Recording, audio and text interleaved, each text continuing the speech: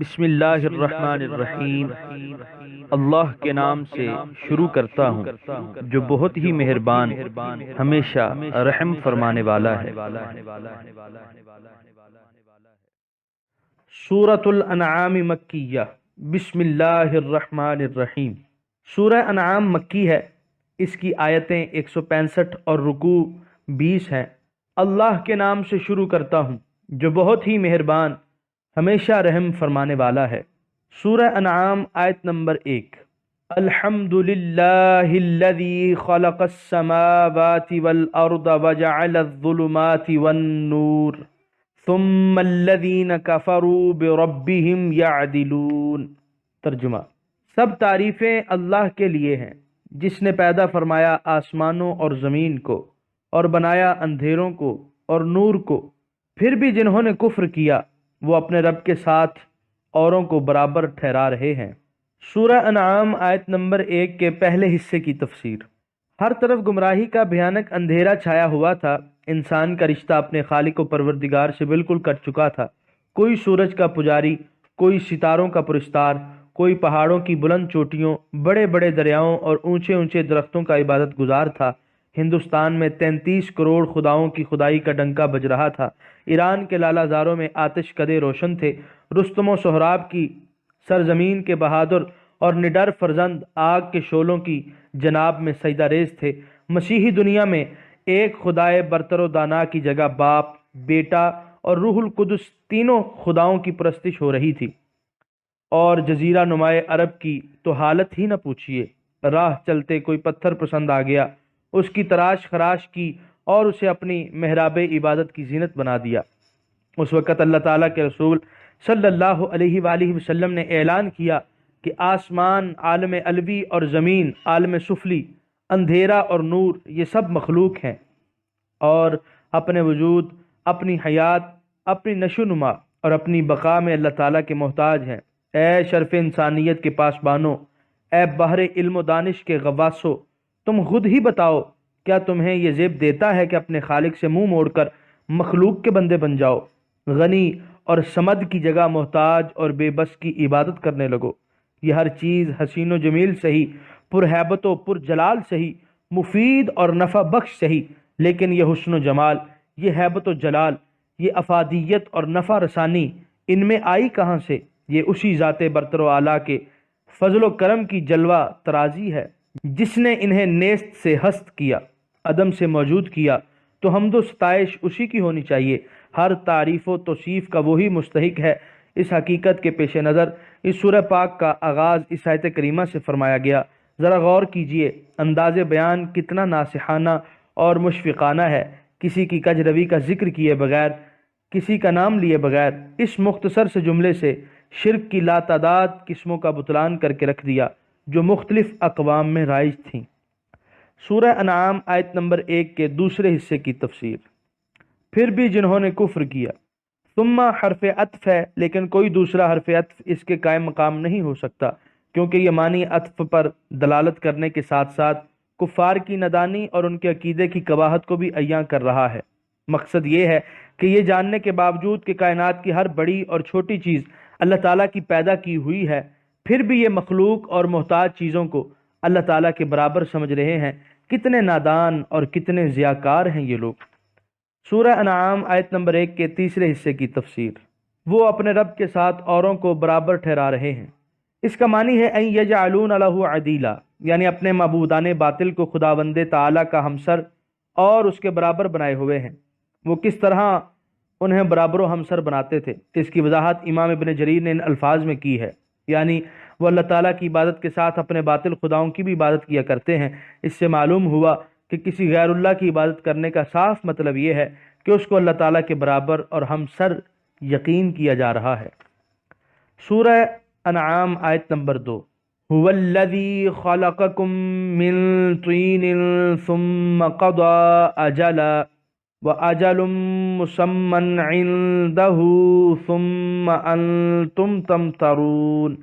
ترجمہ: اللہ وہ ہے جس نے پیدا کیا تمہیں مٹی سے، پھر مقرر کی ایک میعاد، اور ایک میعاد مقرر ہے اللہ کے نزدیک، پھر بھی تم شک کر رہے ہو۔ سورہ انعام آیت نمبر 2 کے پہلے حصے کی تفسیر، یعنی جس کی قدرت نے ان خاک کے ذروں کو زندہ کیا، اس کی حکمت جب متقاضی ہوگی تو عناصر کی یہ ہم آہنگی ختم ہو جائے گی اور یہ اعتدال درہم برہم ہو جائے گا، اور موت کی باد سموم اس چراغ زیست کو بجھا دے گی، اور اس کے علم ازلی میں یہ وقت مقرر ہو چکا ہے۔ سورہ انعام آیت نمبر 2 کے دوسرے حصے کی تفسیر، اور ایک میعاد مقرر ہے اللہ تعالیٰ کے نزدیک۔ موت کا وقت مقرر کرنے کے علاوہ اس نے ایک اور میعاد بھی متعین فرما دی ہے، یعنی قیامت کا دن، اور اس کا یقینی علم اسی کے پاس ہے، کوئی دوسرا اس کے بتائے بغیر اپنی عقل و فراست سے یا قیاس آرائیوں سے اس کو نہیں جان سکتا۔ سورہ انعام آیت نمبر 2 کے بقیہ حصے کی تفسیر، پھر بھی تم شک کر رہے ہو۔ لفظ ثم یہاں بھی بیان ہی اسی مفہوم کو ادا کرتا ہے جو پہلی آیت میں ادا کیا گیا، یعنی اللہ تعالیٰ کی قدرت کے بے شمار دلائل دیکھنے کے بعد بھی تمہیں قیامت کا یقین نہیں۔ انسان اپنی غذا ہی کو دیکھے، کس طرح وہ زمین سے پیدا ہوتی ہے، کس طرح وہ معدے میں پہنچ کر ہضم کی مختلف کیفیات سے گزر کر جزو بدن بنتی ہے، اسی کا ایک حصہ آنکھ کا نور، کانوں کی سماعت، زبان کی گویائی، اور ایک حصہ ہڈیوں کی سختی، اعصاب کی نرمی، دماغ کا ادراک، ہاتھوں کی گرفت وغیرہ بن جاتا ہے۔ جو ہستی اس باریک نظام کو چلا رہی ہے، اس کے لیے خاک کے منتشر ذروں کو جمع کرنا کوئی مشکل نہیں۔ اس کی قدرت کے بے شمار دلائل کا مشاہدہ کرنے کے بعد پھر قیامت کا انکار کرنا کتنی نادانی اور کتنی قباحت ہے۔ سورہ انعام آیت نمبر 3، وَهُوَ اللَّهُ فِي السَّمَاوَاتِ وَفِي الْأَرْضِ يَعْلَمُ سِرَّكُمْ وَجَهْرَكُمْ وَيَعْلَمُ مَا تَكْسِبُونَ۔ ترجمہ، اور وہی اللہ ہے آسمانوں میں اور زمین میں، وہ جانتا ہے تمہارے بھید بھی اور تمہاری کھلی باتیں بھی، اور جانتا ہے جو تم کما رہے ہو۔ سورہ انعام آیت نمبر 3 کی تفسیر، اس کی ترکیب غور طلب ہے۔ ابو علی نے اس کی ترکیب یہ کی ہے کہ ہوا ضمیر، شان، لفظ اللہ مبتدا، اور فی السماوات والارض اپنے متعلق کے ساتھ مل کر خبر ہے، اور زجاج کی رائے یہ ہے کہ ہوا مبتدا، اللہ خبر، اور فی السماوات لفظ اللہ سے متعلق ہے۔ یہاں بتلانا یہ مقصود ہے کہ زمین و آسمان کی ہر چیز کا خالق، مالک، زندہ کرنے والا، مارنے والا، رزق دینے والا، تمام شؤون حیات اور امور کائنات کی تدبیر کرنے والا صرف اللہ تعالیٰ ہے۔ اگر کوئی ایک صفت ذکر کی جاتی تو دوسری صفات نگاہوں سے اوجھل رہتی، اس لیے کسی اسم صفت کے ذکر کی بجائے اللہ جو علم ذاتی ہے اور تمام صفات کمالیہ کا جامع ہے ذکر کیا، تاکہ قاری جب یہ آیت پڑھے تو لفظ اللہ جب اس کی زبان سے نکلے تو تمام صفات الہیہ اس کی آنکھوں کے سامنے آ جائیں، اور ہر صفت کو ملحوظ رکھتے ہوئے وہ فی السماوات والارض کہے۔ لیکن اب سوال یہ پیدا ہوتا ہے کہ کیا لفظ اللہ ظرف اور مجرور کا متعلق بن سکتا ہے؟ تو اس کا جواب یہ ہے کہ علم جن معنی کو متضمن ہے ان کو پیش نظر رکھتے ہوئے وہ متعلق بن سکتا ہے۔ ابن عطیہ نے اس توجیہ کو بہت پسند کیا ہے، یعنی ابن عطیہ کہتے ہیں کہ میرے نزدیک یہ بہترین قول ہے، لفظ کی فصاحت اور معنی کی عمدگی دونوں کا جامع ہے۔ پہلی 2 آیتوں میں اللہ تعالیٰ کی قدرت کاملہ کا بیان تھا، اس آیت میں اس کے علم محیط کا ذکر ہو رہا ہے، یعنی وہ اتنا ہمدان اور ہمہ بین ہے کہ کوئی چیز اس کے علم سے پنہا نہیں۔ ہمارے دلوں کے پوشیدہ احساسات، ہماری زبانوں سے نکلے ہوئے کلمات اور ہمارے سب چھوٹے بڑے نیک و بد عمل اس کے احاطہ علم میں ہیں۔ مشرک اقوام کو بتایا جا رہا ہے کہ اللہ تو وہ ہے جس کی قدرت بے پایاں اور جس کا علم محیط ہو، تمہارے معبود نہ تو قادر و توانا ہے نہ علیم و دانا، تو اے عقل کے دشمنوں وہ معبود اور خدا کیوں کر ہو سکتے ہیں۔ سورہ انعام آیت نمبر 4، وَمَا تَأْتِيهِم مِّنْ آيَةٍ مِّنْ آيَاتِ رَبِّهِمْ إِلَّا كَانُوا عَنْهَا مُعْرِضِينَ۔ ترجمہ، اور نہیں آتی ان کے پاس کوئی نشانی اپنے رب کی نشانیوں سے مگر وہ ہو جاتے ہیں اس سے منہ پھیرنے والے۔ سورہ انعام آیت نمبر 4 کی تفسیر، ہر قسم کے حصی اور معنوی معجزات جو حضور صلی اللہ علیہ وسلم اسلام کی صداقت کے لیے ظاہر فرماتے، ان میں وہ غور و فکر نہیں کیا کرتے تھے، جس کی وجہ یہ تھی کہ وہ ان معجزات کی اثر آفرین قوت سے ہراساں تھے۔ انہیں یہ پسند نہ تھا کہ جس تاریکی سے ان کی آنکھیں مانوس ہو چکی ہیں وہ اجالے سے بدل جائے۔ ان میں یہ سکت بھی نہ تھی کہ ان دلائل کا جواب پیش کر سکیں۔ اب ان کے پاس باطل سے چمٹے رہنے کا اس کے بغیر اور کوئی ذریعہ نہ تھا کہ وہ غور و تامل سے پہلو تہی کیا کریں۔ سورہ انعام آیت نمبر 5، فقد كذبوا بالحق لما جاءهم فسوف يأتيهم أنباء ما كانوا به يستهزئون۔ ترجمہ: بے شک انہوں نے جھٹلایا حق کو جب وہ آیا ان کے پاس، سو اب آیا چاہتی ہیں ان کے پاس خبریں اس چیز کی جس کے ساتھ وہ مذاق کیا کرتے تھے۔ سورہ انعام آیت نمبر 5 کی تفسیر۔ حق سے مراد قرآن حکیم یا ذات پاک مصطفیٰ علیہ التحیۃ والثناء ہے۔ انباء جمع ہے نبا کی، اس کا معنی ہے اہم اور اثر انگیز خبر۔ یہاں اس سے مراد عذاب ہے، وہ عذاب جو پے در پے شکستوں اور ناکامیوں کی صورت میں دیا گیا، اور وہ عذاب جو آخرت میں انہیں دیا جائے گا۔ علامہ ابو حیان الاندلسی نے خوب لکھا ہے، فرماتے ہیں یہاں کفار کے 3 مدارج کا ذکر ہے۔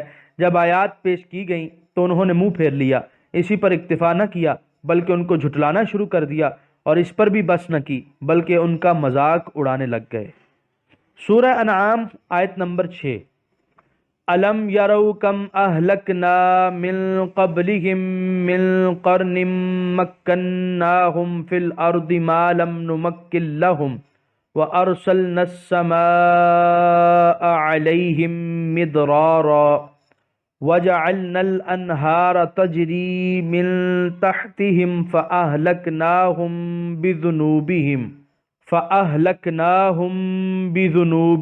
وأنشأنا من بعدهم قرنا آخرین۔ ترجمہ: کیا نہیں دیکھا انہوں نے کہ کتنی ہلاک کر دیں ہم نے؟ ترجمہ: کیا نہیں دیکھا انہوں نے کہ کتنی ہلاک کر دیں ہم نے ان سے پہلے قومیں، جنہیں ہم نے ایسا تسلط دیا تھا زمین میں جو ہم نے تمہیں نہیں دیا، اور ہم نے بھیجے بادل ان پر موسلا دار برسنے والے، اور ہم نے بنا دی نہریں جو بہتی تھیں ان کے گھروں اور باغوں کے نیچے سے، پھر ہم نے ہلاک کر دیا انہیں بوجہ ان کے گناہوں کے، اور پیدا کر دی ہم نے ان کے بعد ایک اور قوم۔ سورہ انعام آیت نمبر 6 کے پہلے حصے کی تفسیر۔ مکہ کے باشندے تجارت پیشہ تھے، ان کے تجارتی کارواں دور دراز ملکوں میں جایا کرتے تھے۔ راستے میں ان کا گزر کئی اجڑی ہوئی بستیوں، ویران کھنڈروں اور غیر آباد کنووں اور نہروں پر ہوتا تھا۔ جب انہوں نے دلائل توحید میں غور و فکر کرنے کی بجائے ان کا مذاق اڑانا شروع کر دیا تو پہلی گمراہ قوموں کے ہولناک انجام کا ذکر کر کے انہیں متنبع کیا جا رہا ہے کہ یہ عاد و سمود کی ویران بستیاں جن کو تم بارہا دیکھ چکے ہو، یہاں کے بسنے والے تم سے زیادہ خوشحال تھے، مال و دولت کی فراوانی تھی، وسیع و عریض خطہ زمین ان کے زیر نگیں تھا، ان کے ملک میں ٹھنڈے اور میٹھے پانی کی نہروں کا جال بچھا ہوا تھا، ان کے کھیت سونا اگل رہے تھے اور ان کے گھر رشک ارم بنے ہوئے تھے۔ لیکن جب انہوں نے بے راہ روی اختیار کی اور اللہ تعالیٰ کی حدوں کو توڑنا شروع کر دیا تو قانون مکافات حرکت میں آیا، اور وہ اپنے گناہوں کی پاداش میں ایسے عذاب میں مبتلا کر دیے گئے جس نے ان کو نیست و نابود کر دیا۔ سورہ انعام آیت نمبر 6 کے بقیہ حصے کی تفسیر۔ ہم نے ان کے بعد ایک اور قوم پیدا کر دی، لیکن ان کی تباہی و بربادی سے بزم کائنات کی رونق میں کوئی فرق نہیں آیا، بلکہ ان کا جانشین ہم نے دوسری قوم کو بنا دیا جس نے اپنی راست بازی اور محنت و خلوص سے بازار ہستی کی رونق میں کئی گنا اضافہ کر دیا۔ اس میں ہمارے لیے بھی درس عبرت ہے۔ جب تک ہم احکام الہیہ کے پابند رہیں گے، جب تک ہماری تعمیری صلاحیتیں خدمت خلق میں مصروف رہیں گی، عزت و اقتدار کی مسنت کے ہم مالک ہوں گے، اور جب بھی ہم طاؤس و رباب کے دلدادہ بن گئے تو پج مردہ پھولوں کی طرح ہمیں بھی باغ سے باہر پھینک دیا جائے گا۔ سورہ انعام آیت نمبر 7، وَلَوْ نَزَّلْنَا عَلَيْكَ كِتَابًا فِي قِرْطَاسٍ فَلَمَسُوهُ بِأَيْدِيهِمْ لَقَالَ الَّذِينَ كَفَرُوا إِنْ هَذَا إِلَّا سِحْرٌ مُبِينٌ۔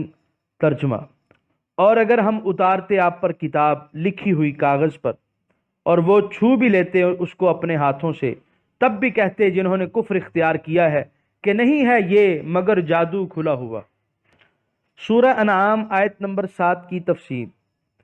کفار کی ہٹ دھرمی اور عناد کا بیان ہو رہا ہے کہ اگر وہ اپنی آنکھوں سے مشاہدہ کر لیں کہ قرآن کاغذ میں لکھایا آسمان سے اتر رہا ہے، اور پھر وہ اسے اپنے ہاتھوں سے ٹٹول کر تسلی بھی کر لیں، تب بھی وہ اس پر ایمان نہیں لائیں گے، بلکہ اپنے انکار کے لیے اگر انہیں کوئی اور بہانہ نہ مل سکا تو یہی کہنے لگیں گے کہ یہ تو جادو ہے۔ اللہ تعالیٰ دل کی آنکھ کو بے نور نہ کر دے، ورنہ کوئی دلیل، کوئی معجزہ اور کوئی فہمائش اثر نہیں کرتی۔ سورہ انعام آیت نمبر 8۔ وَقَالُوا لَوْلَا أُنزِلَ عَلَيْهِ مَلَكٌ وَلَوْ أَنزَلْنَا مَلَكًا لَقُضِيَ الْأَمْرُ ثُمَّ لَا يُنظَرُونَ۔ ترجمہ، اور بولے کیوں نہ اتارا گیا ان پر فرشتہ، اور اگر ہم اتارتے فرشتہ تو فیصلہ ہو گیا ہوتا ہر بات کا، پھر نہ مہلت دی جاتی انہیں۔ سورہ انعام آیت نمبر 8 کی تفسیر۔ کفار کی ایک اور فرمائش ملاحظہ ہو، کہنے لگے کہ ہم اس شرط پر ایمان لانے کے لیے تیار ہیں کہ آسمان سے ایک فرشتہ اترے اور وہ ہمیں بتائے کہ آپ واقعی اللہ تعالیٰ کے رسول ہیں۔ اس کا جواب فرمایا کہ اگر تمہاری یہ شرط پوری کر دی جائے تو تمہاری ہلاکت یقینی ہے۔ فرشتہ اگر اپنی اصلی صورت میں نمودار ہو تو اس کی ہیبت و جلال سے تمہارا دم نکل جائے۔ نیز اگر تمہاری یہ فرمائش پوری کر دی گئی اور یہ کھلی دلیل دیکھ کر بھی تم نے ایمان لانے میں پس و پیش کی تو تم پر ایسا عذاب مسلط کیا جائے گا جو تمہاری جڑوں کو بھی اکھیڑ کر رکھ دے گا۔ اس لیے تمہارے لیے بہتر یہی ہے کہ تمہاری اس فرمائش کو پورا نہ کیا جائے تاکہ مہلت کی ان گھڑیوں میں تمہیں غور و فکر کا بیش از بیش موقع مل سکے۔ سورہ انعام آیت نمبر 9۔ وَلَوْ جَعَلْنَاهُ مَلَكًا لَجَعَلْنَاهُ رَجُلًا وَلَلَبَسْنَا عَلَيْهِمْ مَا يَلْبِسُونَ۔ ترجمہ، اور اگر ہم بناتے نبی کسی فرشتے کو تو بناتے اس کو انسان کی شکل میں، تو یوں ہم مشتبہ کر دیتے ان پر جس شبے میں وہ اب ہیں۔ سورہ انعام آیت نمبر 9 کی تفسیر۔